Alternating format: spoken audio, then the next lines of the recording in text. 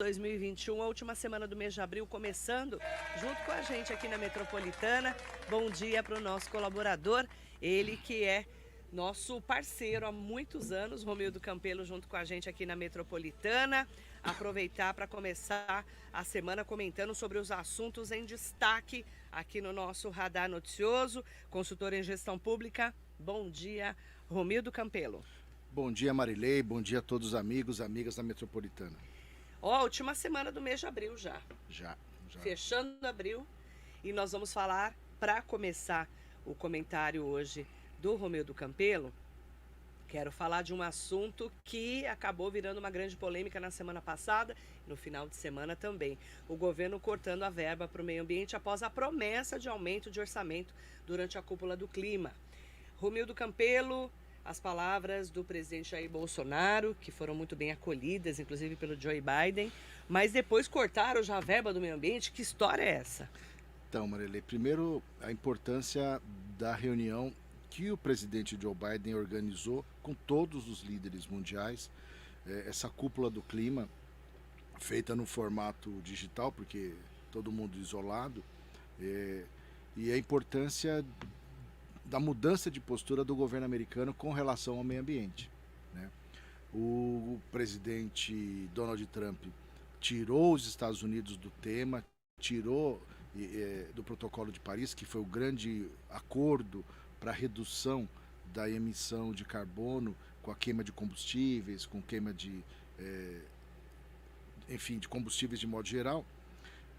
E a mudança do Joe Biden trazendo esse tema para o centro da discussão política.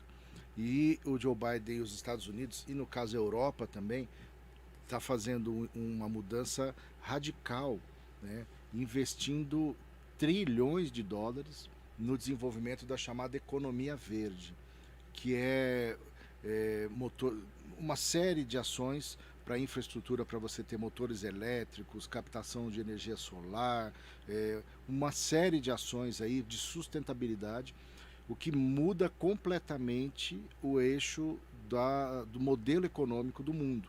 E isso vai refletir em todo lugar, porque nós estamos falando de qual perfil de empregos, qual perfil de consumo, né, o que produtos que vão ser comprados e que produtos não serão comprados pelas empresas. Tem um registro do desprestígio que foi dado ao presidente brasileiro sob dois aspectos. Primeiro, deixaram ele na fila 1h30 para falar, né? Ele ficou bem... Foi o 19º presidente a falar. E depois, antes dele falar, o presidente americano saiu da sala, pediu licença e não estava presente naquele momento, mostrando que em diplomacia todo gesto tem significado, né? Nada em diplomacia acontece por acaso. A posição que senta à mesa, o tempo de reunião, tudo é símbolo do prestígio, mostrando como nós estamos mal. Todo mundo se surpreendeu muito positivamente com o discurso do presidente Bolsonaro, dizendo do compromisso com o meio ambiente, que ia ampliar os investimentos, se preocupar com a questão ambiental. Chamou tanta atenção que foi um dos comentários do John Kerry, que dizendo que, olha, ficamos muito surpresos, muito felizes com o que ouvimos, né? Agora vamos ver a prática, vamos ver como é que isso vai se desenrolar na prática, do discurso para a prática, a distância entre discurso e prática.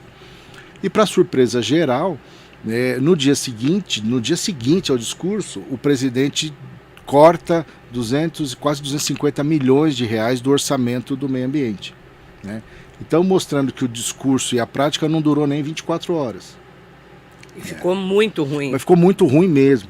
Até o ministro Salles se sentiu mal, tanto que fez uma carta, um pedido formal ao Ministério da Economia para recompor o orçamento do Ministério do Meio Ambiente, para que ele consiga ter minimamente estrutura de fiscalização e acompanhamento das questões ambientais. Então, é uma distância muito grande aí entre o discurso e a prática, e que preocupa muito, porque nós precisamos dessa infraestrutura de meio ambiente, que, como eu disse, o mundo agora colocou a questão ambiental num outro patamar. Não é mais uma questão de de etiqueta ou de ficar com uma boa imagem. Agora é uma questão estratégica, é uma questão que está dentro do programa das empresas, né? Tem uma certificação internacional chamada ESG, que em português seria ASG, que é ambiental, social e de governança. As empresas estão investindo milhões de dólares, de reais, para se adequar a essas diretrizes com preocupação ambiental na produção, social e de governança. As empresas mais modernas, as empresas que querem ter acesso a fundos de investimento, a dinheiro, precisam obrigatoriamente trazer essas 3 siglas para dentro das suas empresas, para dentro da sua produção, né? E quem não tiver isso, simplesmente não vai vender. É como no passado, recente, a ISO 9000. Todo mundo vai lembrar, né? O selo ISO 9000. As empresas foram uma grande corrida há uns 20 anos atrás para que as empresas tivessem o selo ISO 9000, porque se ele não tivesse ISO 9000, ele não podia vender, ele não conseguia vender, ele não fornecia para as montadoras, para as outras empresas. Então, a sigla, o que foi a sigla ISO 9000 há uns 20 anos atrás, é a sigla ESG ou ASG hoje, onde está o ambiental em primeiro lugar, o social e a forma de administração das empresas, que é a governança. Então nós estamos falando de um assunto que não é mais opcional, agora é obrigatório. E a nossa mensagem, e a mensagem prática em governo é o orçamento. A sua vontade política se materializa no quanto você dá de dinheiro para aquele assunto. Se você diz que é importante, mas não põe nenhum centavo lá, ou põe menos dinheiro do que precisa, mostra que você não, de verdade, não dá importância nenhuma, porque você não dá dinheiro para que aquele assunto possa ser tratado, cuidado e administrado. Então, é com muita preocupação que eu vejo, vi com muita alegria o discurso, mas com muita preocupação o dia seguinte a prática, de não ter dinheiro, de diminuir o orçamento, de tirar mais ainda os instrumentos de gestão ambiental do Ministério, que vai refletir na nossa agricultura, na nossa indústria, na capacidade de exportação e de apresentar para o mercado internacional que nós estamos fazendo a nossa lição de casa, que a gente está cuidando da nossa parte, da nossa responsabilidade ambiental, e vai piorar ainda mais a questão econômica do país pelas restrições que provavelmente nós teremos por esse desalinhamento. Fala uma coisa, mas faz outra, né? O presidente sinalizou para o mundo inteiro que estava muito preocupado com o meio ambiente, fez inclusive promessas, comprometimentos que pela prática parece que não vai acontecer. Exatamente. Pelo menos enquanto não complementar o orçamento, né, não terá instrumentos e vai acabar tendo um desmonte ainda maior. Nós já tivemos o aumento de desmatamento da Amazônia maior nos últimos 2 anos. Tem aí denúncia de corte ilegal de madeira e tudo mais nesse ano, está muito forte isso. E volta a colocar o tema, quer dizer, a questão ambiental, social e a forma de transparência dos governos e das empresas é hoje uma certificação fundamental, e a gente vai ouvir essas 2 siglas ESG, que é a versão em inglês, ou ASG em português, cada vez mais, e as empresas têm que estar alinhadas a isso, têm que estar preocupadas com isso, têm que se preparar, têm que colocar isso na produção e trazer para dentro da empresa essa cultura e essa preocupação na gestão ambiental, social, o papel social das empresas e a transparência na governança. Esse é o assunto nacional e internacional em destaque hoje com o Romildo Campelo. Quero também chamá-lo para conversar sobre o novo secretário de Saúde da Prefeitura de Mogi das Cruzes. Ontem, as informações extraoficiais davam conta de que o prefeito Caio Cunha deve anunciar hoje, pode ser que ele anuncie hoje, o Dr. Zeno Morrone como o novo secretário de Saúde da Prefeitura de Mogi das Cruzes, né? Desde o dia 12 de abril, com a exoneração do Dr. Henrique Nauf, uma comissão de secretários, né, que está formada aí pelo prefeito Caio Cunha, que está acompanhando de perto a saúde da cidade em plena pandemia do novo coronavírus. Doutor Zeno não confirma a informação, nem a assessoria do prefeito Caio Cunha, mas é a conversa que a gente ouviu ontem, inclusive em vários pontos aí da cidade. Você sabe como é que é Mogi, sim, né? Grande. Né? E você conhece bem os bastidores da nossa política, né, Romildo? Como que você enxerga aí, se realmente for confirmado o doutor Zeno Morrone como novo secretário de saúde da Prefeitura de Mogi? Olha, Marilei, se for realmente o Dr. Zeno, eu vejo com ótimos olhos, ótima referência. Eu tenho um carinho muito grande pela pessoa do Dr. Zeno e a competência dele como médico. Conheço o Dr. Zeno aí há muitos e muitos anos.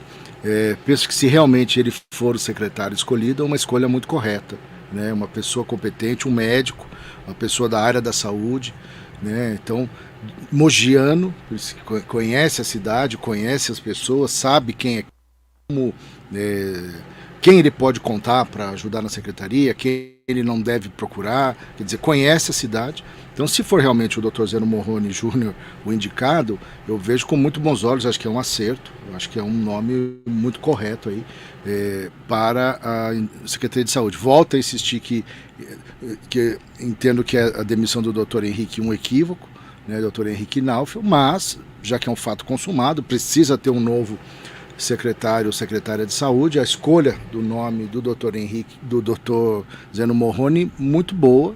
Acho que é uma pessoa competente, sabe o que faz, tem uma larga experiência, inclusive em governo, trabalhou em vários cargos dentro de governo, na área de saúde. Mas nunca foi secretário, né? Não, nunca foi secretário, mas então, mas isso seria é uma ótima oportunidade. Sim, né? não, mas isso é o de menos, no sentido de que é uma pessoa mais do que preparada para mas ser ele secretário. Várias vezes foi cotado para ser secretário. Sempre foi cotado. É isso que eu estou falando. Sempre foi Desde cotado. a época lá atrás do Marco Bertaioli, quando era prefeito de Mogi, ele já era um dos cotados para ser secretário. Sim, sempre foi. Sempre o nome dele, eu sempre ouvi o nome do Dr. Zeno como uma sempre das possibilidades, né? de ser secretário de saúde de Mogi. Exatamente. Né?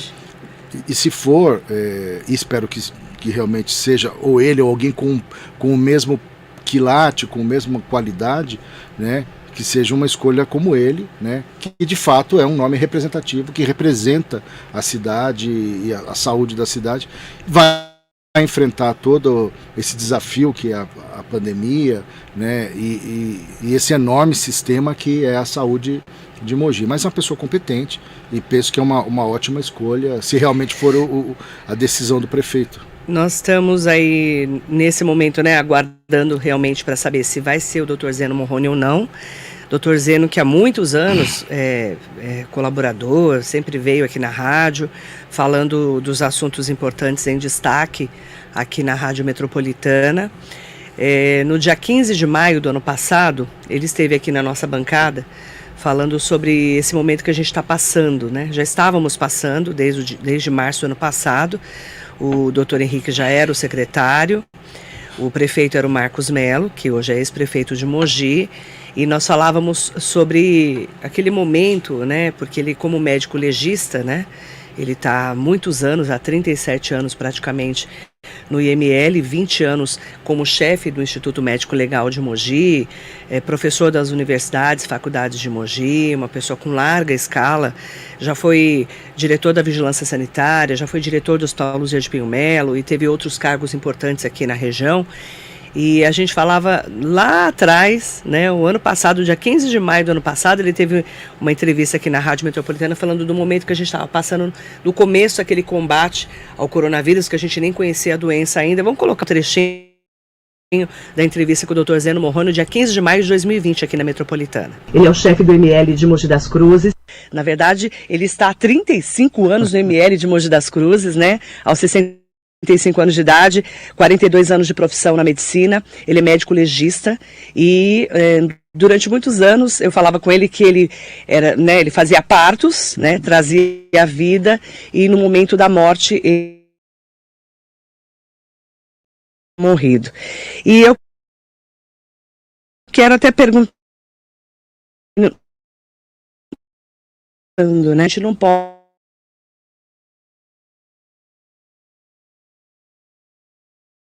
muitas vezes lá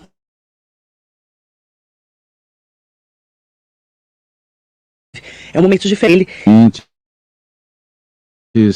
É um prazer estar aqui com você. Faz tempo que a gente com saudade, né? Também. Pois é. Mas essa situação que nós estamos passando aqui é uma situação muito diferente de qualquer coisa que nós a pandemia, vírus que causa, é a incerteza. Você não sabe o que vai acontecer, você não sabe quem vai ser infectado, você não sabe nada, nem onde está o vírus, né? Então essa incerteza é muito ruim. Para você, doutor Zeno Morrone, que está lá há tantos anos no ML, né? Nós temos pessoas que falam da dor desse momento da Covid-19, né? Porque tem os relatos, né, de como o corpo é enrolado, selado em sacos, posto num caixão fechado, sem direito a velório, transportado diretamente para o enterro. Naquele momento não estavam nem podendo fazer velório. Depois eles abriram para algumas horas de velório, né, Romildo? Esse era o momento que a gente estava começando a conhecer o coronavírus. Foi dia 15 de maio de 2020. Um trechinho só da entrevista para a gente poder entender um pouquinho de que ele é médico ginecologista obstetra e também legista, né? Dr. Zeno tem uma vasta experiência, se for ele o secretário realmente confirmado hoje pelo prefeito Caio Cunha, pelo menos ele conhece já muito a máquina também, né, Romildo? Já esteve em vários cargos importantes, né? Inclusive do governo do estado de São Paulo, como chefe do ML há 20 anos. Não, sem dúvida. É uma pessoa competente, é da área, é daqui, né? Então, se de fato for a escolha, foi uma ótima escolha, uma ótima decisão, e que a gente tenha, eu tenho aí a expectativa mais positiva possível para o doutor Zeno no exercício do cargo de secretário de saúde de Mogi. Então, se de fato for, uma ótima escolha, tem que ser realmente aplaudido e torcer para que tudo dê certo. Vai encontrar uma equipe competente, tem pessoas muito competentes na estrutura da Secretaria da Saúde, as diretoras, a equipe técnica, né? Então tem condição aí, com o olhar, a experiência e a sensibilidade mesmo do Dr. Zeno, para que uma condução correta da saúde, o enfrentamento no primeiro momento da pandemia, que ainda continua muito severa, e depois as outras questões todas da saúde da cidade, que a gente tem as outras doenças, tem uma complexidade enorme aí, a saúde da cidade, toda a infraestrutura que nós temos, hospital municipal, dezenas de unidades básicas de saúde, UPAs, enfim, é um sistema muito bem estruturado, complexo, mas ele tem competência para isso. Espero que realmente seja esse o nome, não uma surpresa, nomes de fora, tirados a gente não sabe de onde, né?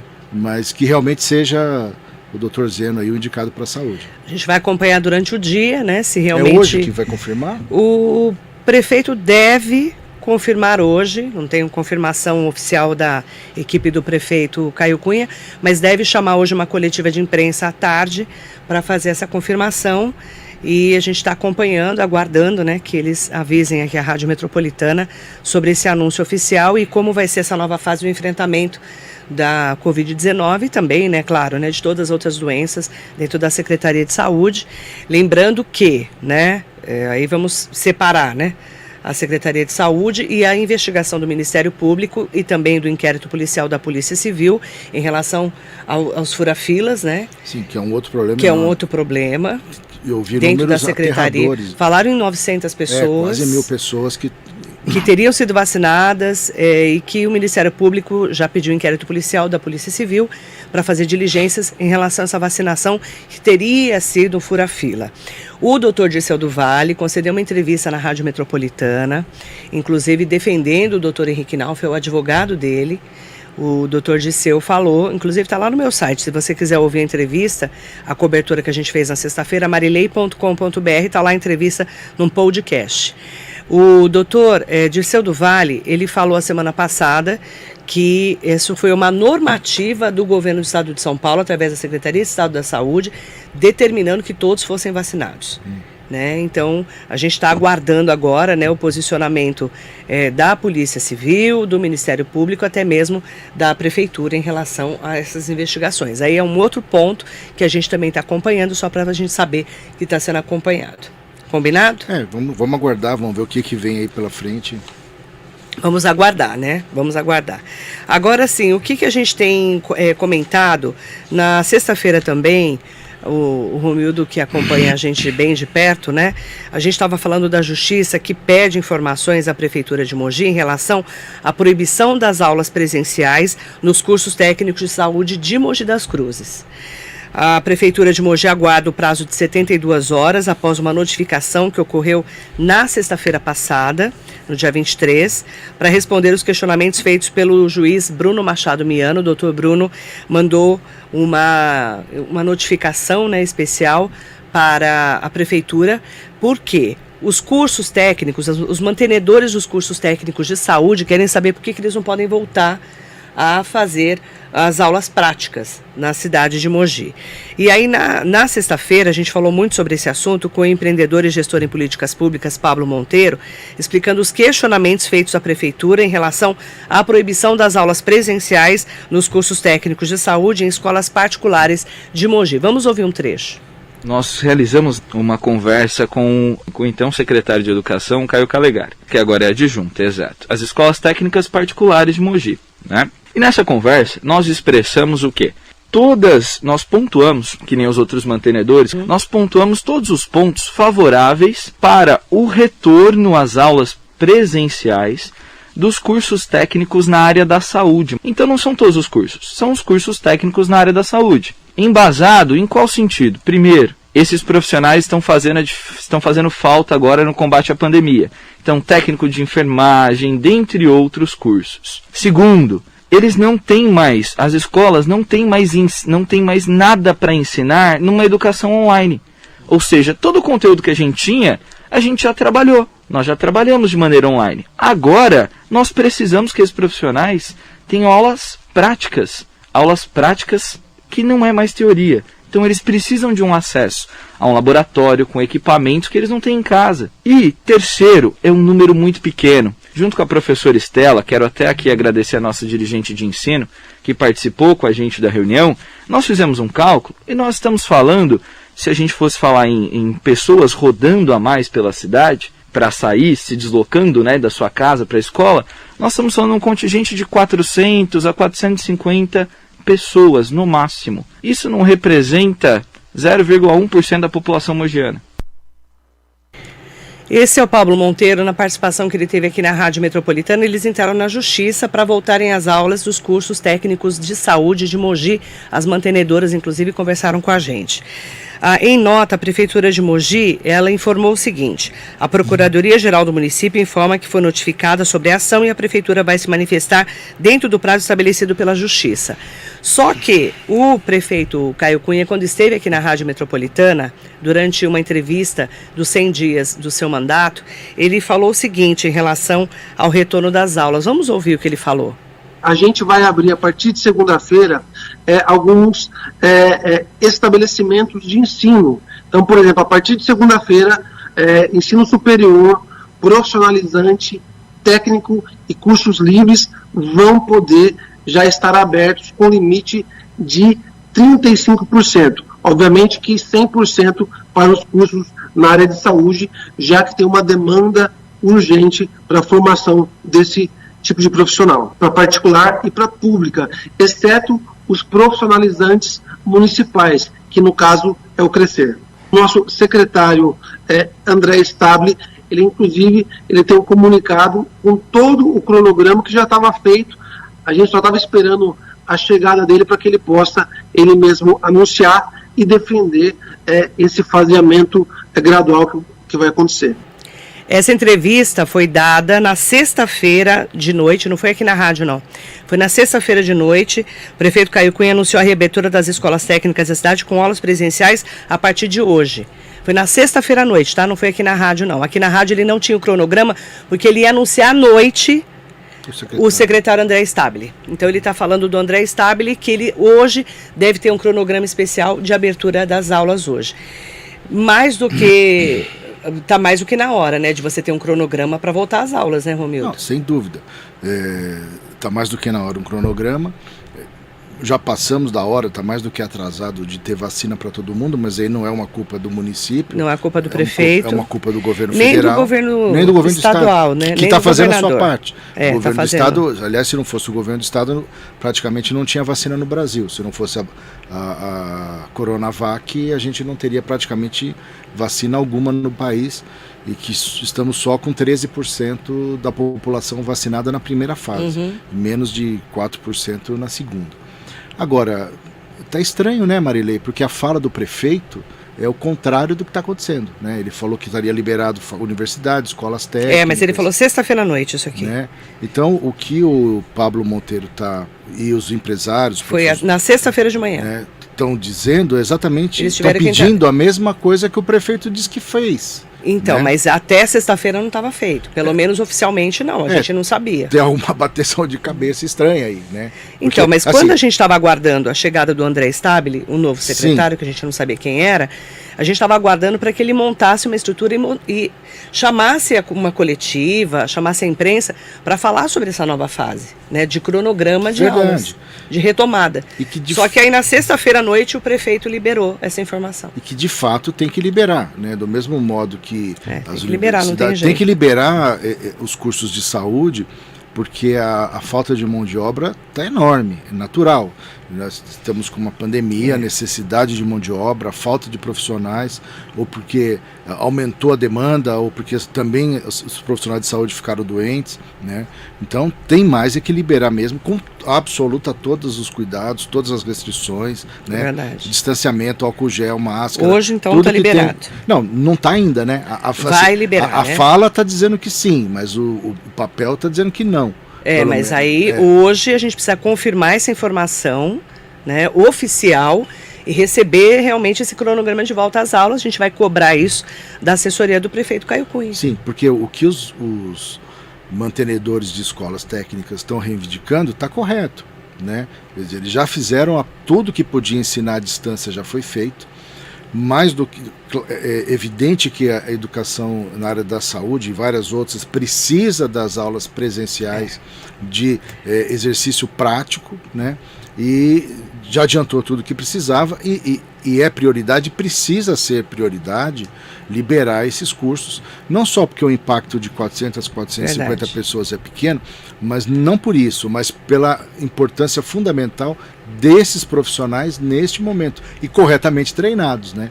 Você não, essa nova fase que começa hoje, pelo menos a gente quer verificar esse cronograma oficial da Prefeitura de Mogi para a gente ver como que vai ser essa retomada das aulas. Exatamente, né? Tem que acompanhar e essa reivindicação é mais do que justa. Exatamente. Nós estamos conversando com o Romildo Campelo, falando dos assuntos em destaque dessa semana. Hoje é dia 26 de abril de 2021. Em nome do Edu São Francisco, bom dia Marilei, Romildo, meu grande amigo, a todos que estão acompanhando. Marilei, ontem foi aniversário da minha mãe, Dona Célia. Ela acompanha seu programa todos os dias há anos, via rádio. Manda os parabéns a ela, por favor. Um grande abraço. Dona Célia, parabéns em seu nome, um beijo especial para todo mundo que comemora aniversário, não só hoje, mas também nesse final de semana. O aniversário da Dona Célia foi ontem. Dá parabéns para a Dona Célia, eu já tinha dado parabéns no Facebook, Edu, para a Dona Célia, mas aproveitar e dar parabéns aqui pela rádio. Bom dia, Dona Célia, querida. Dona Célia, querida. Muita saúde, que é o mais importante. Sempre, sem dúvida, sempre. Romildo, apostas para a semana, como é que vai ser essa semana? Olha, Marília, acho que essa semana é a semana da CPI, né? Acho que é a semana da CPI da Covid, né? A definição do presidente, que parece que é o senador Omar Aziz, e principalmente a polêmica sobre o relator, se será ou não o senador Renan Calheiros de Alagoas. Acho que essa é o termômetro, é o grande embate da semana. Verdade. Se essa CPI realmente instalada, ela será, mas com a relatoria do senador Renan Calheiros não serão dias fáceis para o presidente. O senador Renan Calheiros é para lá de experiente e conhecedor da política em Brasília. Então, se realmente ele for o relator, o governo vai ter muita dificuldade, né? Já começou a Veja desse final de semana, a revista Veja, trouxe uma entrevista com o ex-secretário nacional de comunicação, Weingarten, que os nomes desses caras são tão difíceis que eu tenho dificuldade aqui. E ele dizendo que não, o governo, ele, ex-secretário nacional de comunicação do governo federal, dizendo que foi incompetência do ministro Pazuello. Mas ele isentou o presidente Jair Bolsonaro. Isentou o presidente, mas descarregou no ex-ministro, né? Foi falta de competência. De competência mesmo. Das pessoas que estavam dentro do Ministério da Saúde. Por isso que ficaram batendo cabeça e não compraram a vacina na hora certa. Foi isso que ele disse. Foi isso que ele disse. Mas ele isentou o Jair Bolsonaro. Jogando a bucha aí no colo, a bomba no colo do ex-ministro Pazuello. Então, começa. Onde falta pão, falta razão. Casa que falta pão, falta razão, né? Começa a jogar jogar a culpa do outro, né? Então eu acho que a aposta da semana é essa definição aí e ainda está em banho-maria as outras questões da política, né? A questão aqui no estado de São Paulo, você não sabe quem vai para que partido, quem disputa o governo do estado não disputa, ainda está tudo muito turvo. E essa saída aí, né? A gente ainda não sabe como vai ficar a saída do Rodrigo Garcia, do Democratas. Se vai para o PSDB. Se ele vai mesmo para o PSDB ou não. Se o Geraldo Alckmin fica no PSDB ou não, né? Então tá tudo. Eu já ouvi de uns 2 presidentes estaduais de partido que ofereceram para o Geraldo Alckmin ir para lá, né? Para ser candidato a governador por outro partido. Sim. Então tá tudo muito aberto. Muito aberto. A única coisa que eu acho que não acontece ou não acontecerá é o doutor Geraldo ser candidato a senador, que é o sonho do PSDB. Geraldo Alckmin gostaria que ele fosse candidato ao Senado pelo PSDB. Porque aí acomodaria na cabeça do PSDB Geraldo Alckmin senador e Rodrigo Garcia governador. Mas eu não vejo essa hipótese prosperar, não. Não acho que isso vai acontecer. Eles estão tentando também encontrar uma terceira via, né? De Bolsonaro versus Lula. A gente tem aí, tem toda uma conversa entre Ciro Gomes, né? A gente não sabe que apito vai tocar o João Dória realmente, se vai ficar no PSDB mesmo. E aí, tá meio confuso ainda. Tá bem confuso. Agora, teve um evento na semana passada, do encontro de Harvard e do MIT, que são 2 universidades americanas que têm cadeiras sobre estudos sobre o Brasil, né? E eles fizeram um encontro, uma live, colocaram os candidatos do centro. Tira Bolsonaro, tira Lula, fica Ciro Gomes, Amoedo, João Dória, Luciano Huck e o Mandetta, se não me falha a memória. E a Marina? Não. A Marina não foi convidada, não foi convidada. E a Marina já disse que não é candidata. Não é. Né? A tendência dela parece que é apoiar o Ciro. Mas nesse encontro chamou muita atenção a cordialidade entre os 5. Né? E muitos pontos de convergência do pensamento entre eles. Tentando ser uma terceira via. Tentando ser uma terceira via, tentando juntar. Pelo menos ninguém agrediu ninguém, né? Todos destacaram pontos que eles pensam em comum, né? E uma tentativa aí de aproximação. Se vai dar certo ou não, só o tempo vai dizer. E em política é muito difícil, é muito fácil ser apoiado, muito difícil é apoiar, né? Todo mundo quer o apoio, mas ninguém quer abrir mão, né? Ninguém quer ser vice, todo mundo quer ser o candidato a presidente. E mesmo assim, de 5 só tem lugar para 2, né? Os outros 3 não tem lugar. Então, é tudo muito ainda incerto, mas percebe-se na conversa que eles estão tudo querendo achar uma forma de se unir, né? E se conseguirem, passa a ser muito competitivo. Porque hoje, os 2 polos, né, Lula de um lado e Bolsonaro do outro, tem mais ou menos 30% cada um. Só que cada um também tem uma rejeição muito grande. Então, se você tiver uma terceira via, essa terceira via tem uma chance enorme de sair vitoriosa. Vai ser uma grande eleição ano que vem. Vai ser uma grande eleição. Ainda mais com a volta do Lula, né? Sim, que definitivamente... Da cadeia direto para a eleição, né?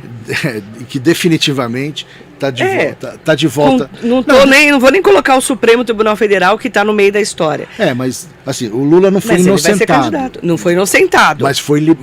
Mas o processo, ele deixou de ser ficha suja, voltou a ser ficha limpa. Volta tudo de Volta a novo. estar habilitado a disputar a eleição, visto que o processo voltou para o começo. Então ele pode ser condenado ou pode ser absolvido.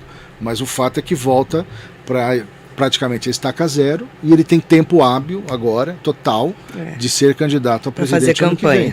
Para fazer campanha já, e será candidato ano que vem. Né? Agora, outra coisa que eu achei muito interessante essa semana, Marilei, que me chamou a atenção, foi o ex-marqueteiro do Lula, o João Santana, que agora passou a ser o marqueteiro do PDT, partido do Ciro Gomes. Não sei se você viu isso. Né? Então me chamou muito a atenção isso. Né? Tá com o Ciro, né? Tá com o Ciro. Né? Então isso é um... Vai ter muita emoção. Tem muita emoção pela frente. Vai ser uma eleição com emoção ano que vem, com certeza. Em nome do JC Peninha Garcia, é o aniversário dele hoje. Beijo, Peninha, querido.